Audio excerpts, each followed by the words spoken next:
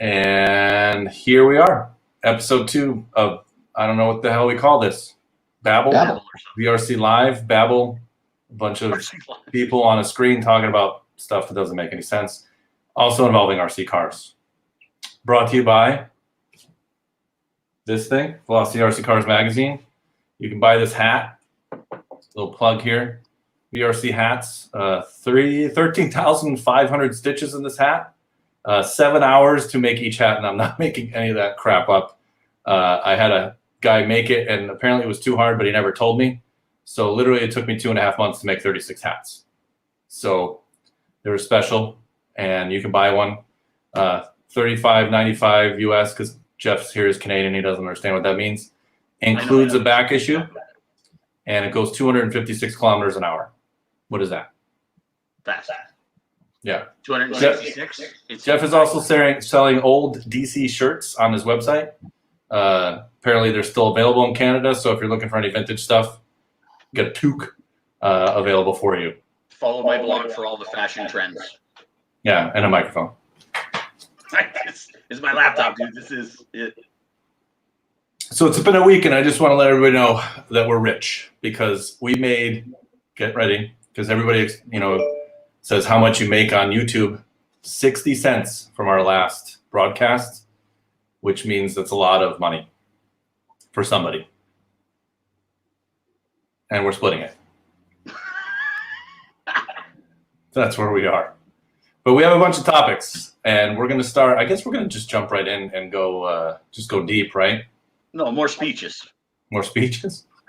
What on the topic? So we're going to bring up our first reader topic, simply because this was brought up. We'll do that one later. Talk RC first. You're going to break my mom's heart, but all right. No, Melody's watching the whole show. I know. She's here for everything. Don't worry. All right. Well, we're not going to talk about my mom yet. Sorry, Mom. We're going to talk about your mom, but let's talk RC for a little bit. All right. When we were off, we discussed what the heck we were going to talk about next week, because literally we talked about everything a little bit last week. And so episode 2 is a hard one. This could be our last show, according to Jeff, if we don't have... Every show's my last show. I don't know why I did the first one. I don't know how you got me here now. He shaved his beard, I think. I trimmed it.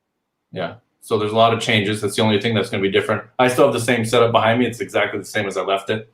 So it looks like I'm working on something, and I'm not doing anything. That's a SC10...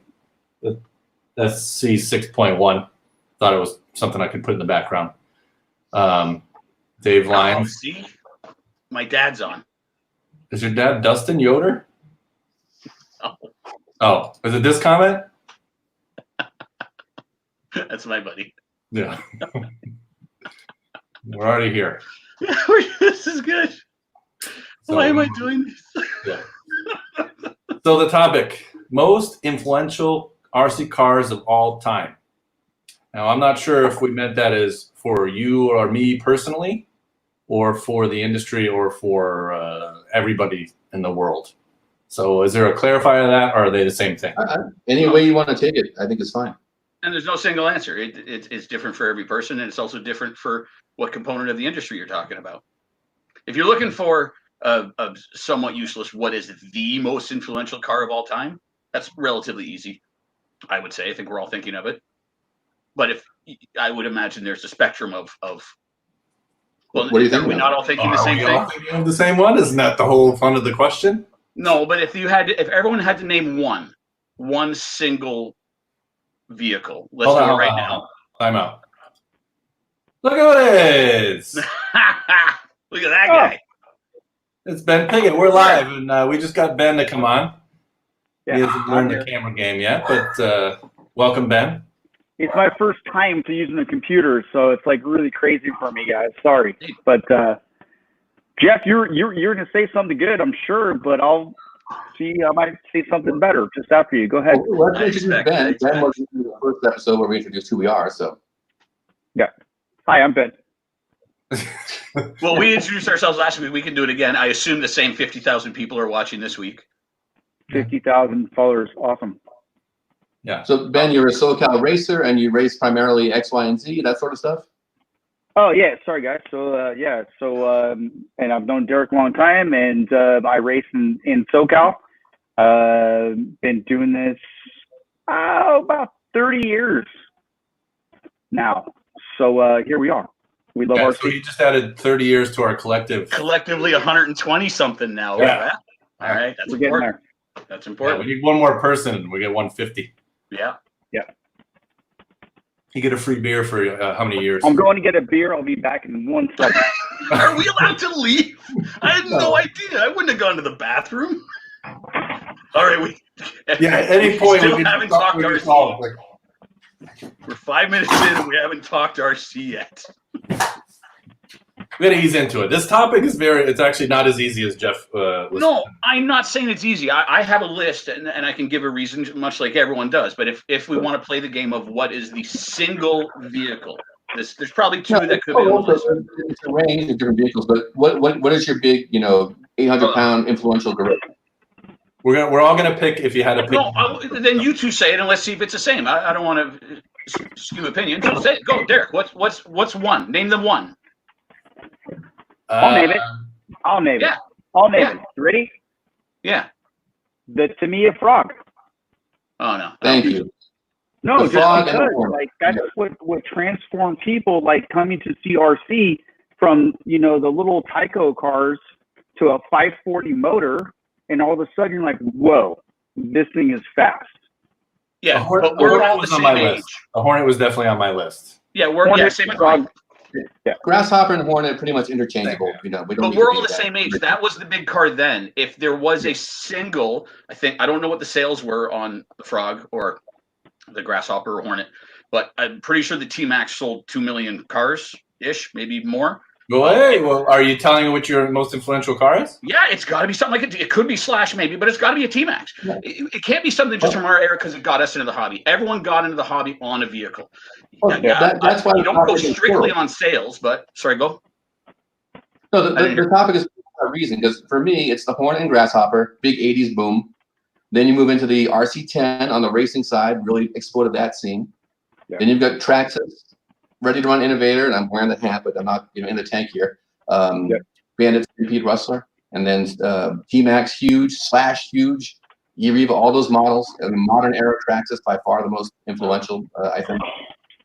But choose one. What's the biggest HPI with a Nitro RS4. I mean, Nitro on touring car racing, huge. That was all HPI.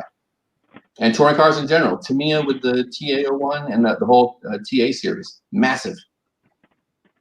Those are my biggies right there. Yeah, you knocked a bunch off my list as well. I'm with you on all that. I would say I thought we were all going to agree on the RC10. RC10. Yeah, the 84 Gold Pan is a huge car as well, but more so if you're a real racer. answer was the T-Max because by Yeah, far. it has to be T-Max. Calm down, sir. Why are you getting upset? I really like the freaking T-Max. You really do own a T-Max? Have you ever owned a T-Max? Yeah, well, yeah, of course. Yeah, of course. Yeah. It's a pretty amazing vehicle. Yeah, well, no, it doesn't even matter if you before T-Max, if you're in an RC car in a parking lot, someone would come up and say, "My buddy has a Clodbuster." After T-Max, if you run an RC car in a parking lot, someone's going to come up to you and say, "Yeah, I got a Trax," or the guy next door to me has a Trax or a Traxxas or a Max or something. Everybody knows about Traxxas, not a dedicated, RC hobbyist. It has to be one of the biggest sales numbers of all time. It has to be. They'll never admit it what it was, but they teased over 1 million and some. Yeah, one of their ads. And that was in early 2000s after only a few years of sales. So, I think for certain periods there were obviously there's most influential cars. I put plural in there for a reason because obviously everything changes over a little time. Like in the beginning, that Grasshopper with the stupid 380 motor, the Hornet. And I don't remember if you ever saw a Hornet with a modified motor back in the day. It was the fastest thing I've ever seen in my life, which isn't fast now, which is really funny. The Fox was a huge brand, but when someone names something at this point, it's definitely like T-Max. I think RC10 was probably as big back in the day, except we were too young to probably be aware of it because everybody I knew had one. You're saying the 84, the Gold Pan, when that first came out, maybe even the second generation. When RC would have been, it's like prime. My turn. So I remember when I had like a Tyco car, right? And it's like 9.6 V's of power, and you pull the trigger, and then you pulled another click, and it just started going faster. You're like, wow, this is amazing, right? And then a neighbor, affluent neighbor, got an RC10, and you had to build a kit, gold tub, right? And you had to like build this thing, and it took tools and things like that, which you did not have in your house, right? Like, who had Allen wrenches sitting around their house in 1984? Nobody, right? So it's just like, yeah. So it's like, so here you are, and here's like your dad trying to help you out with a big old, like a Phillips wrench. I'm like, it's not gonna work, dude. By the way, and those were the worst building experiences. If you look back, how terrible it was, because I built all my kits with L wrenches and a Tamiya wrench. Oh. Well, Tamiya wrench is awesome still. Oh yeah, I mean, that's the only tool that works, but the L wrenches don't. Yeah, of course. Yeah. I remember battling through my Ultima with those L wrenches and getting a set of bow link drivers, which were like a revelation. Yeah. Nice bowling reference. So I'm gonna tell my first T-Max story, because I worked in the media when that happened, and it was pretty funny. So we got it at Car Action when we were me and Pete worked. I think you might have been there, Pete. You had to be. I was there for T-Max, yeah. Yeah. So we get it to the office, and I go to break it in behind the office, we were in an old school, and so I start it up, and I get the engine started, and then the radio doesn't work, and it goes full throttle, and it goes away from me at like, not full throttle, it goes away from me at like 2 miles an hour, and I go to grab it, but it's going away as fast as I'm walking. It hits a curb, flips over, and goes full throttle down the street into a wall and detonates. That was our first T-Max that we got in the office. And back in the day when everything went out of control, that was what happened to the first one we had a review. I blew it up in the street on break-in. It was fun. So we definitely had a good experience with the T-Max. Where was that? Like at a golf course in Yorba Linda, when you found a bunch of dirt. Oh, that was an X-Max. Oh, not T-Max, X-Max. Yeah. Yeah, T-Max is from like 99, right? Was it 99 or 2000? 99?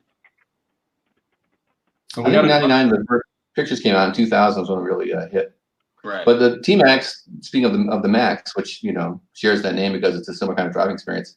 Before T-Max, there wasn't really a truck that you could just bomb at high speeds or really rough terrain and have these, the suspension arms just pumping up and down like a desert truck. But what that thing could eat up for terrain, that was a whole new realm. I mean, I remember getting the first one. You would just pick it up and drop it just to watch the suspension work, because it was like dropping a wet towel.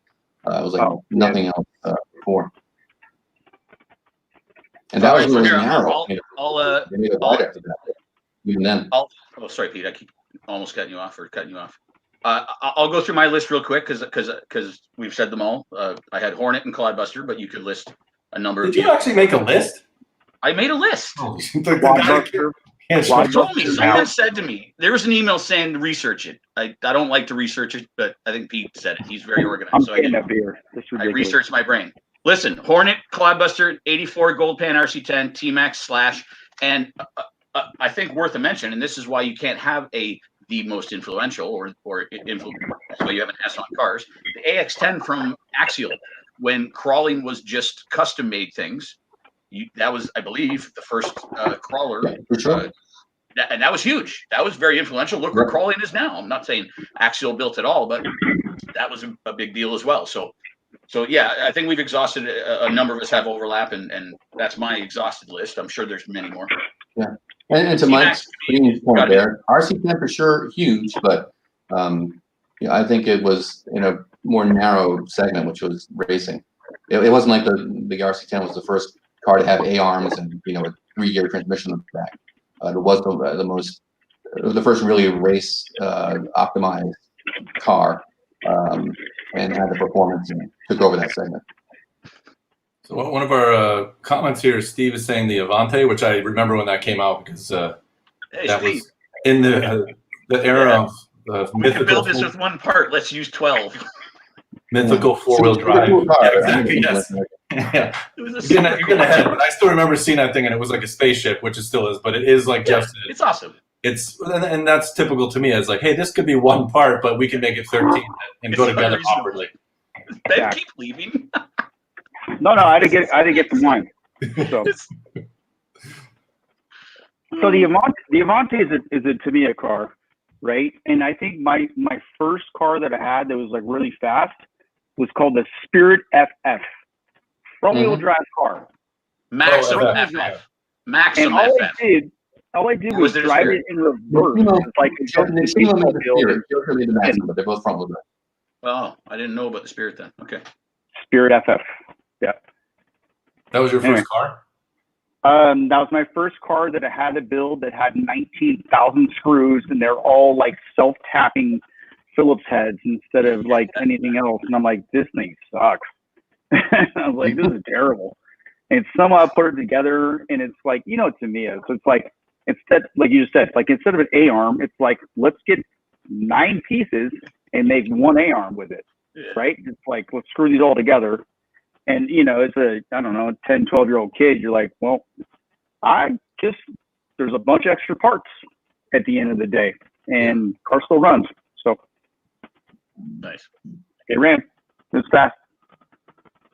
I like if we're talking more current stuff, I mean, the Axial definitely, because that was the first kind of like, wow. Although, I don't know if you remember Carbon Thunder Tech, or what was the car that that guy Darren? Darren Thunder Tech. Darren. He built all the clock stuff. Yeah. He's the first one that came to a show with a badass with a short course. Yes, and also monster truck stuff. Yeah. Yeah, but he came to that and it was amazing, and then somehow he dropped the ball on that or something. Sorry, I don't know what the hell happened to him. Yeah, I remember some of the story. It doesn't matter, but yeah. I don't feel sorry for him. He's fine.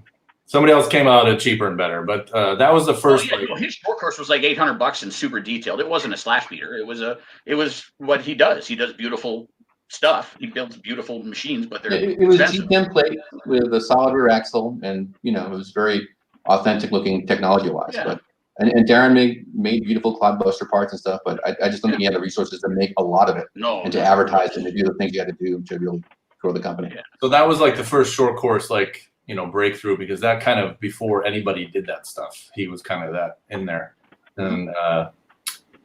And then I liked, the X-Max is another one. The only problem with the X-Max that I have is it's too big. It doesn't fit anywhere. It'll never be a numbered computer with the Gold Pan RC10 or the T-Max or the Slash. Its price point and size gets it out of any sort of major hitter in the numbers game ever.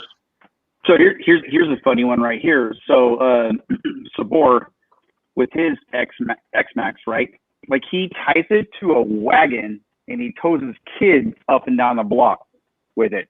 It's that big and it's that heavy and it's got that much power where he's just like, wow, really? Yeah. And he's just like, I was like, don't do wheelies with the kids in the back. But the car's ridiculous. It's just too big. I mean, I love it, but it's a monster. This dovetails into another topic which we talked about, which is what is the ideal size for an RC car?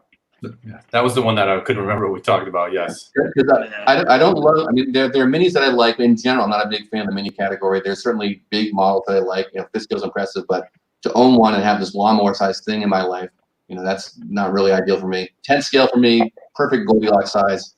It's big enough to be not a toy and really go off road and do all the stuff that you want to do with an RC car. Small enough to work on at the kitchen table if you don't have a workshop and stuff, and small enough that it's not costing a fortune just to get it home. So all the sizes are great, but for me, 1/10 scale is the way to go. Yeah, if you're bashing or playing 1/10 or 1/8, of course, it's the only ways to go, in my opinion. So here's a segue. What do you guys think? Boat versus electric versus nitro. Say, what's the first one? Boat? Electric versus nitro. Oh, electric versus nitro. Well, if you want them, if you got to have a piston going up and down because you're into that aspect of not scale realism, but realistic technology. I mean, there's no substitute for nitro. Nothing else is going to be like that. But now you really, nitro is someone with patience who has the time to really, give it what it needs and take care of it. You can't just, if you're waiting for your wife so you can go to the mall or wherever and you've got 15 minutes to kill, you're not going to fire up a nitro anything. Whereas you can throw a battery in your Slash in the garage and go ahead and run around the alley behind the house while you wait for that kind of thing.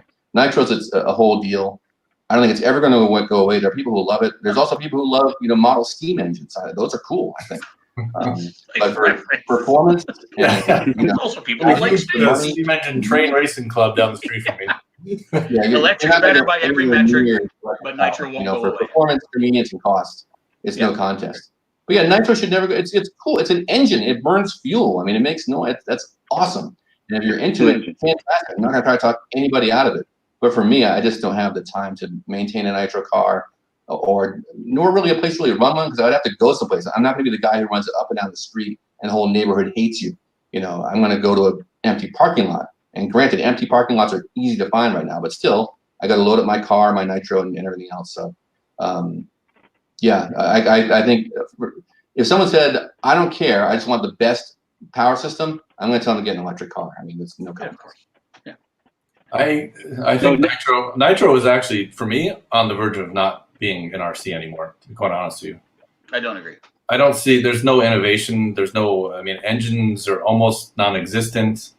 Now, you can go back, because we used to get in huge fights with oval racers. That oval was gone, and there's 350 oval racers that have a mighty presence online and post and are very passionate.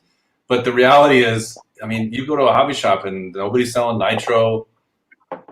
I mean, Jeff, you still work at a hobby shop. I mean, they sell DC hats. We still sell very little. They still sell engines? No. But the only thing that's keeping nitro alive in the RC segment is like 8-scale buggy. Like the hardcore racers, and that'll never. I don't think that's going to die. That, like Peter mentioned, it brings a component to racing. You could be on with driving, you could be on with suspension, you could be on with tire, you could be on with luck, and your engine could flame out, or you could run out of fuel. Your pit guy could screw it up for you. That component's not going to go away. I don't think that the 1/8 nitro buggy's not going to go away. That alone will keep that alive. You don't need any more. I hate to look like I'm in the tank because I'm wearing a Traxxas hat, but. Traxxas sells more nitro than anybody because they still do the T-Max, they still do the Jado, they still do the Nitro Rustler in sport. I think I don't think they do Nitro Stampede, but they've got plenty of nitro models, and never going to be as easy as electric. But if you want easy nitro with electric start, you know, and 888 Traxxas, you can call if you can't figure it out. You know, you're not going to find an easier time with nitro than a Traxxas car. And again, I'm wearing the hat, but this is just me as a hobby guy. This is the one good hat I have. And this is anecdotal too, but our hobby shop literally sells none, and that doesn't matter. That's again anecdotal. I was not aware that Traxxas still sold that many nitros. That's awesome. I am a fan of the nitro segment, but and look on Facebook, the Nitro Power group. I mean, there's nitro racing groups, of course, but there's T-Max groups and Traxxas nitro groups, and just nitro in general. You're gonna see a lot of T-Maxes and just Traxxas nitro models in general. So they're definitely keeping the flame alive there. And like I said, I don't think that's ever going to go away because it's a real engine. And I don't think for all the performance and value you get with electric, it's not the same if that's something you got to have. And I definitely get the appeal. And also, if there was enough market for it, where there would be incentive to innovate nitro power so it runs like a Camry. You press a button, it starts, it doesn't leak, it doesn't drip, it just runs. No, but you can't have that happen. That's like a gyro on your radio. That would take that for a basher vehicle, that'd be good. From a racer sense, you don't want full engine automation, because the only thing that you get from nitro, not the only thing, but one of the main things you get from nitro is A, the hour-long main, and B, the component of tech required to keep your engine going for an hour. If you start having fuel management systems and things that are all automated in racing, you remove that component of setup and knowledge that would ruin that part of the sport, I think. Yeah, it's like a gyro on a receiver. It's like a gyro on a receiver. We don't allow gyros in racing because everyone becomes Mayfield or F1. You see the guy that going into the pits and sticking a screwdriver into the hybrid system and tuning it. Okay, so Formula One is not the best analogy. That's not the only thing. There's a tinker part of racing. Racing is racing.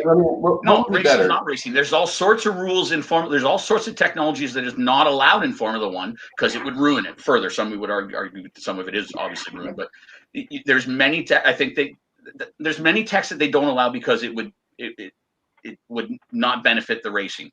A fuel management system where you can have the perfect air fuel mixture and an engine never flames out, and if it does, you press a button and it never runs out of fuel, would not make for a fun hour-long main. So an electric, it should short out, maybe start a fire or something. No, it's a different type of class. It's a 10-minute. Reliability is not. Part of the fun of nitro is so many potential failures.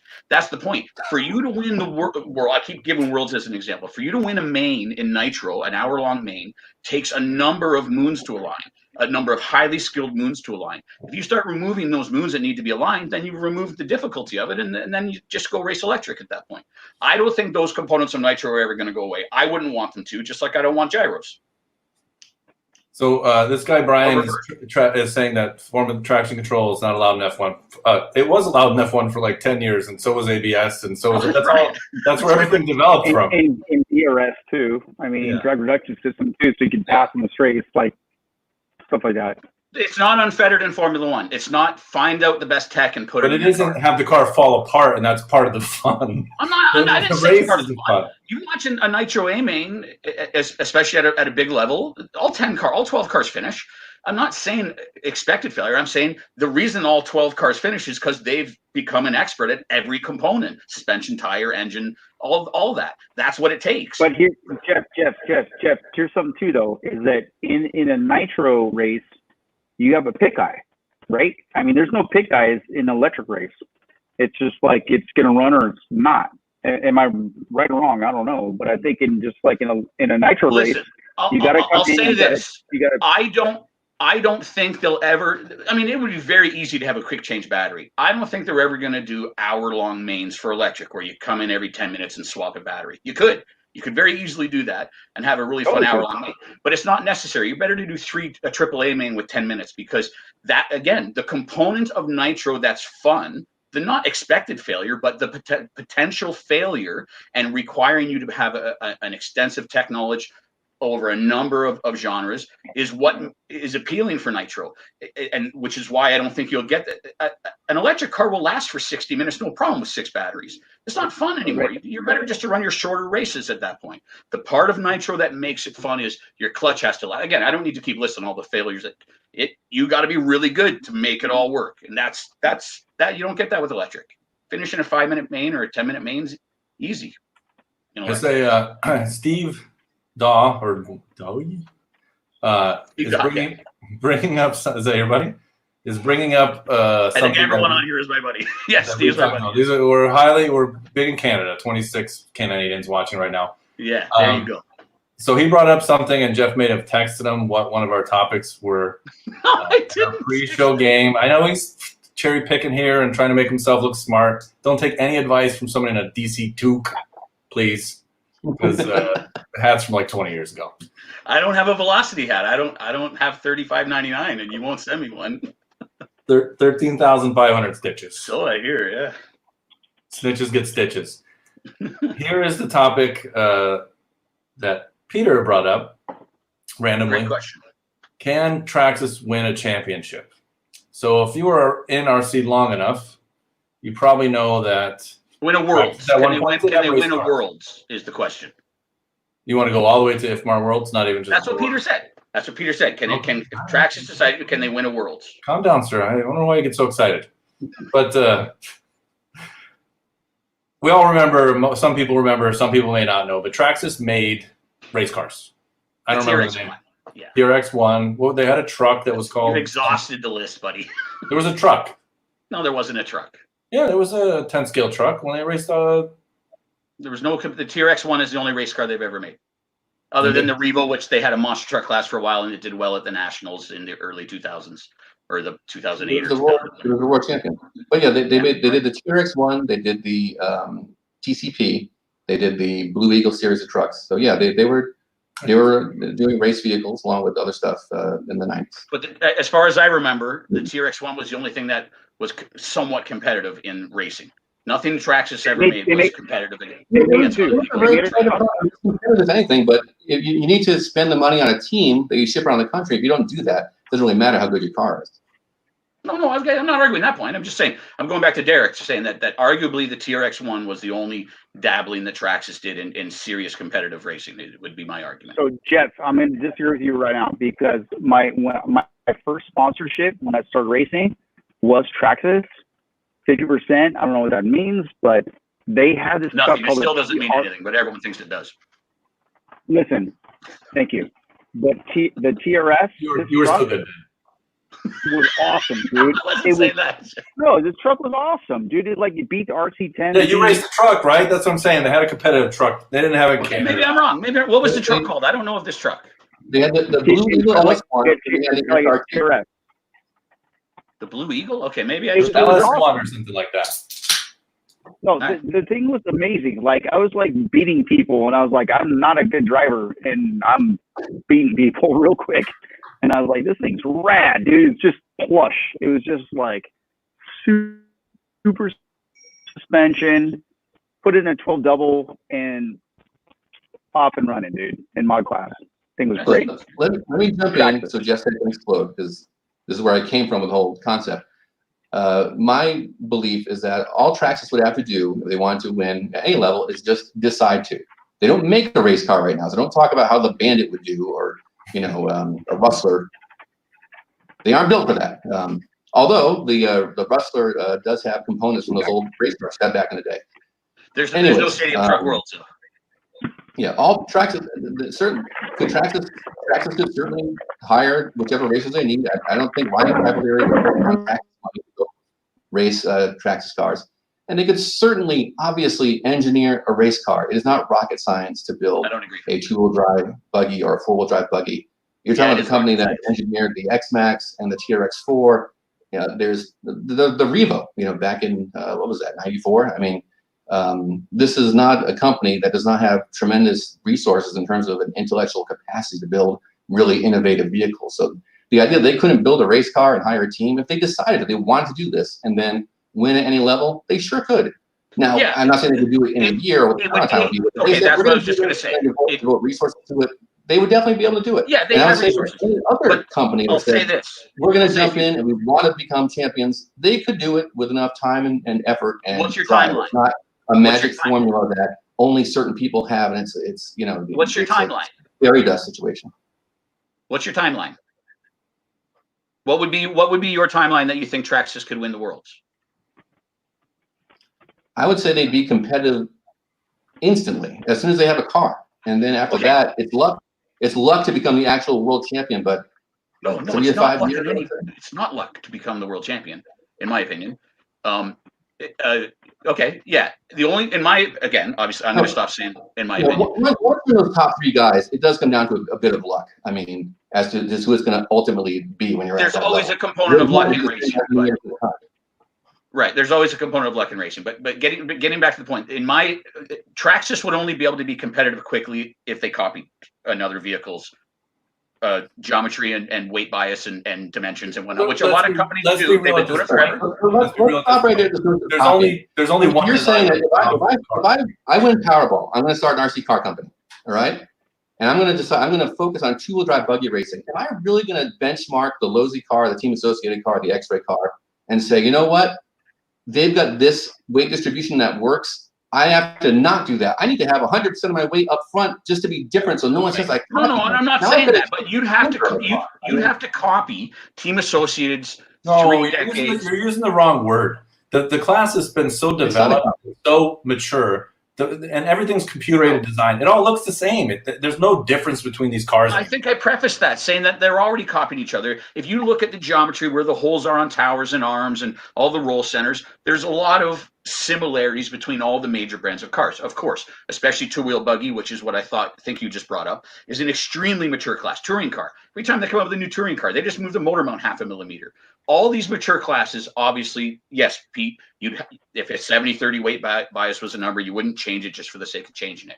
What I'm saying is Losi and X-Ray and Kyosho and Mugen and Associated and all those companies have also learned why those holes are in those areas over decades and decades of racing with a huge team of all the best A team drivers and B team and C team drivers giving their input.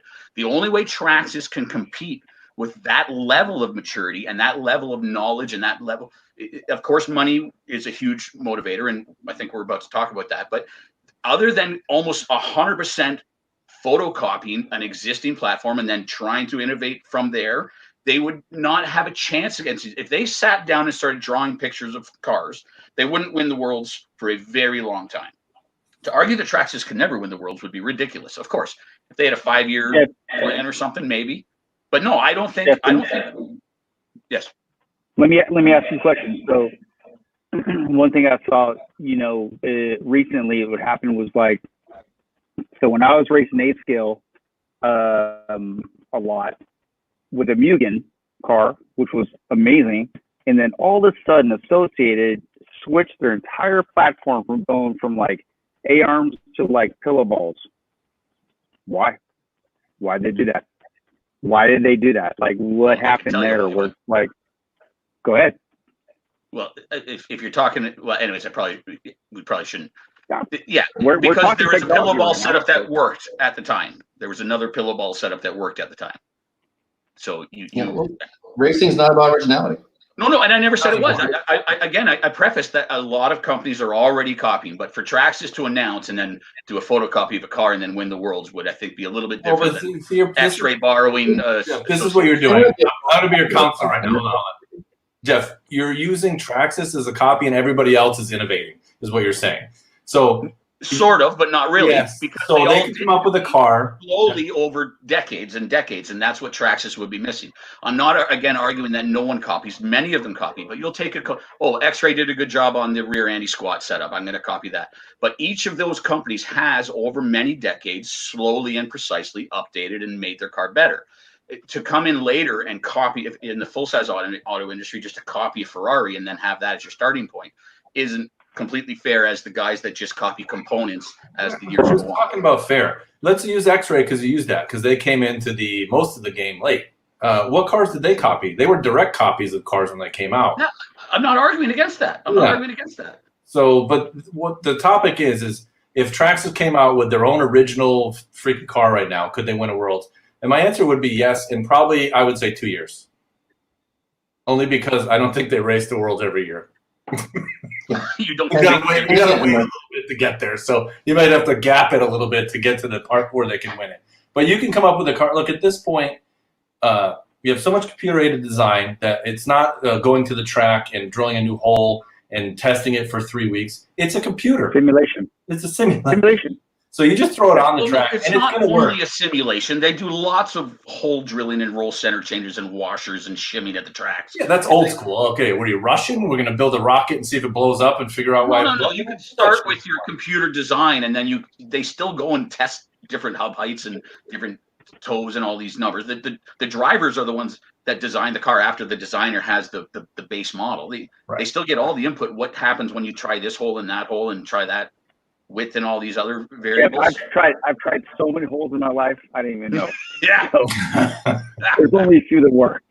Maybe one or two. Surprisingly in RC, it's often the same. You'll you find don't when need holes, you'll end up just using the same two anyways. In your towers, like you actually only need 2. Yeah, or right. 1. Just or that one. Thank you, Dirk. Just holes.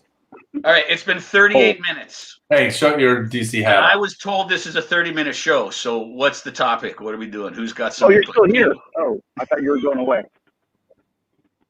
That's Clint. Yeah, I think literally all these people are my friends. Hey, can you read? Marco is the smartest one here, so stop talking. You're having annoying. Yeah, he's right. Yeah. Well, get used to it, Marco. Yeah. There is some other topics available still. Oh yes. Yeah. I can't wait. We may save this. I can't wait. It's a teaser. We should save it for your mom's sake. Yeah. Hey, but on the Traxxas thing, in all seriousness, I'm going to bring up. We discussed this before we told each other to shut up before we went live. There is a team that already did this, and it's called Infinity, and I don't know what Ben keeps doing, but it's like a different view every 5 seconds. Infinity, whatever that brand is, to be honest with you, I haven't followed them. They're a European brand. They won the A-Scale Worlds by buying every team driver. I have no idea, or you can call their car a copy. It was A-Scale. They all look the freaking same. It's a square thing with That's big. That's the point. I'd be curious to know how similar it was. I'd be curious. I don't know. It was totally different. It looked like a spaceship. It was like a jet. It's totally different, but it had arms in the front and a solid axle, and you just punch it. 4-wheel drive requires. I'm gonna just piss people off. The least amount of skill to design anything is 4-wheel drive. That is not anything. 100% true. Traction beats everything. I remember when but then you have other problems in 4-wheel drive of, like, say, too much traction. Why do you think everybody tries jumping in 4-wheel drive? Because they can't make a 2-wheel drive car that works. 4-wheel drive, you just basically need some setup, and then you could probably win. But in the fact that we're talking about that is a lot of racers that switched off the main brands can't even get in the A main anymore. So a car will make a big difference that has copied, like Works, didn't they? Whatever the S Works. Can we come to an agreement right now that the truth is two-wheel drive modified? Like, that's how you learn how to drive an RC car. If you can do two mods, I think, personally. Then your Wi-Fi sucks. I mean, That's why he keeps moving. He's trying to find a better signal. Strong ass Wi-Fi, my ass. Two-wheel drive. So the two things that teach you how to drive: 10 scale off-road and 12 scale on-road. You okay, buddy? Those are your two classes. So, if you want to be a world, Jeff, here's a question for Jeff. Tell your kid to go to sleep. Just leave it there. Oh. Derek, how do you feel about four-wheel drive 112 scale? Okay. Oh, you mean just my question drive? Is like, stupid. is on-road dead or is on-road still going? On-road MS. On-road is one of those. It's the same thing as nitro. There's a group of people that will make it survive, but Team Associate doesn't make any on-road cars anymore. I don't know if anybody really knew that, but they're gone. So that's a big indicator. Except for the drag car, I guess that's on-road. Yeah, that's not really a car though. That's not a race car. The on-road class that's truly dead is 10 scale on-road with foam tire pan cars. But 12 scale pan cars is still a thing. Very small segment, but that niche is still alive. Certainly, rubber tire twin car racing. That's all happening. Yeah, there's Kyosho does that. They don't make a 12 scale right anymore. No. Associated stopped making 12 scale. They stopped making. There's no more touring car. So I mean, that's an indicator of when one of the class leaders doesn't make it anymore. It's kind of struggling, and that's not saying. There's eight manufacturers in a mature industry. I would have left too. When there's 8 cars that can win, then. Well, you're one of the biggest ones. There's a certain level for Team Associated car category that's different for a more boutique brand. Because for Team Associate, the attention we're giving to building this winning race car, in this very narrow category, where even if we own the category, we're only going to sell a small number, is taking us away from the other category where we can stand to make a whole bunch more money selling a lot more vehicles. And that's why that happens. Sorry about that. Aren't there 20 entries in the mod touring paved nationals for the last few years? Yes, all the major races have struggled, and that's that's really struggling. That class is struggling. Is the point? Well, it's because a lot of things is there's no entry anymore. There's no tracks. There's no nothing. So the only people doing it are people that have been into it. So at some point, it's like you're not getting paid to go to races. This is when you see if people really love it. They're not paid to go to the race anymore. They don't show up. Right. So, that whole sponsorship supported race system, when it goes hard. Now you don't have any hobby people say, I'm going to go try racing. I was sponsored and that's why I'm there. And that's what's going on. That's why there's no on-road. That's why nitro is gone. There's no entry to this stuff anymore. It's all gone.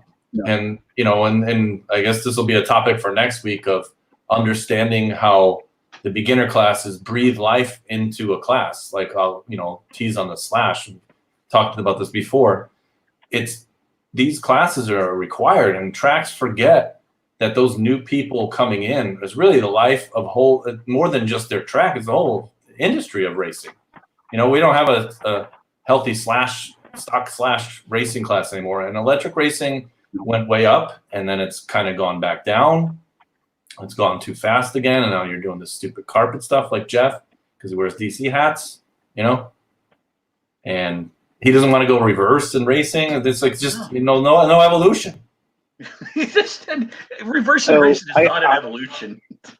It all comes back. I got a question. Just because I know my experience, learning to when I started racing, and then not just driving RC cars around town, but going to a track and meeting a person that's okay, you're really bad at racing, and you're burnt out spur gears and weird stuff like that. He's I'll help you.